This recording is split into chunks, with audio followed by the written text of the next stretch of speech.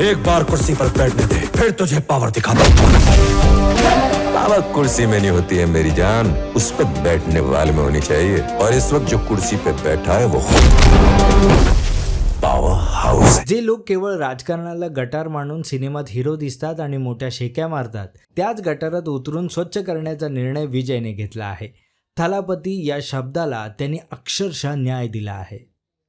तामिळनाडूमधील DMK आणि AIDMK या दोन पक्षांचं वर्चस्व संपुष्टात आणू शकेल अशा पक्षाची गेल्या अनेक वर्षापासून प्रतीक्षा होती. या दोन पक्षांचं वर्चस्व संपवण्याचा प्रयत्न करणाऱ्या अनेक मोठमोठ्या दिग्गजांच्या राजकीय महत्त्वाकांक्षा धुळीस मिळाल्या.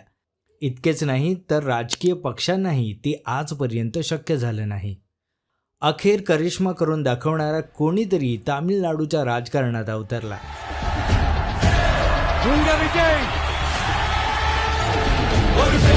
थलापती विजयने आपल्या चित्रपटसृष्टीतील यशस्वी कारकिर्दीला पूर्णविराम देऊन राजकारणात उडी घेतली. तामिळनाडू विधानसभा निवडणुकीच्या मतमोजणीत तमिळगा वेत्री कळघम या त्यांच्या पक्षाने 100हून अधिक जागांवर आघाडी घेतली आहे. विजयने 3 मोठी आव्हानं थोपवत रजनीकांत, कमल हसन, विजयकांत यांना शक्य झालं नाही ते यशस्वी करून दाखवलं आहे. आत्तापर्यंत त्यांच्या फिल्मी कारकिर्दीला 60पेक्षा अधिक यशस्वी सिनेमांची नोंद आहे. तमिळनाडू विधानसभा निवडणुकीत थलापती विजयच्या TVK पक्षाने 100हून अधिक जागा जिंकत ऐतिहासिक मुसंडी मारली आहे. रजनीकांत, कमल हसन आणि विजयकांत यांच्यासारख्या दिग्गजांनाही जे जमलं नाही ते विजयच्या पक्षाने करून दाखवलं. रजनीकांत गेल्या 25 वर्षापासून सुपरस्टार रजनीकांत यांच्या राजकारणातील प्रवेशाची चर्चा राजकीय वर्तुळात सुरू होती. त्यांच्या राजकारणातील प्रवेशाचे मोठे बदल पाहायला मिळण्याची शक्यता होती. विशेष म्हणजे रजनीकांत यांची लोकप्रियता आणि त्यांचा चाहता वर्ग TVKचे प्रमुख विजय यांच्यापेक्षा कितीतरी मोठा आहे.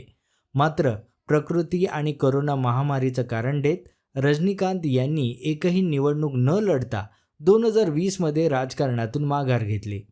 कमल हसन यांच्या राजकीय पक्ष मक्कम्मल नेती मय्यम अर्थात MNM या पक्षाची 2019 आणि 2021मध्ये चांगली चर्चा झाल्याचं पाहायला मिळालं.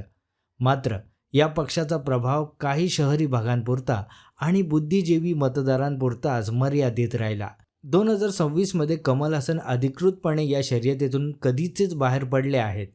त्यांनी स्वतःही निवडणूक लढवण्याऐवजी DMK आघाडीसाठी स्टार प्रचारक म्हणून काम करण्याचा निर्णय घेतला.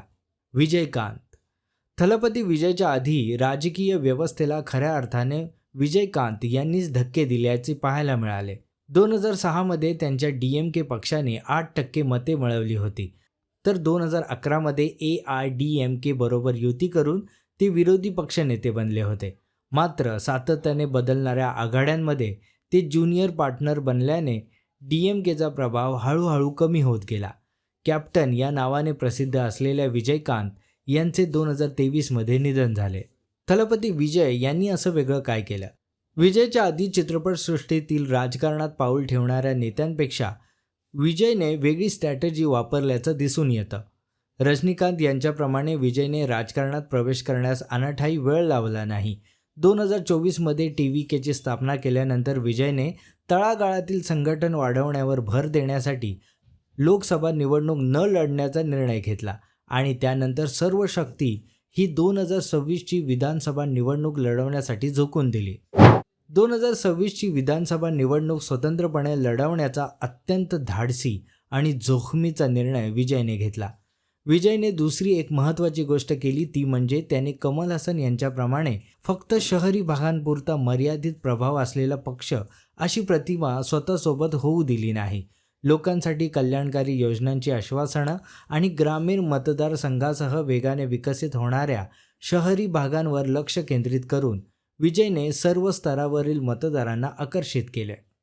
महत्त्वाची गोष्ट म्हणजे विजयकांत यांच्याप्रमाणे आघाडीच्या राजकारणात न गुरफटता विजय याने एकला चलो रेचा नारा दिला आणि TVKला DMK आणि AIDMK या दोन पक्षांचा प्रतिस्पर्धी म्हणून मैदानात उतरले. आता निवडणुकीचा निकाल पाहता हे धाडस विजय यांच्यासाठी फायद्याचे ठरले आहे.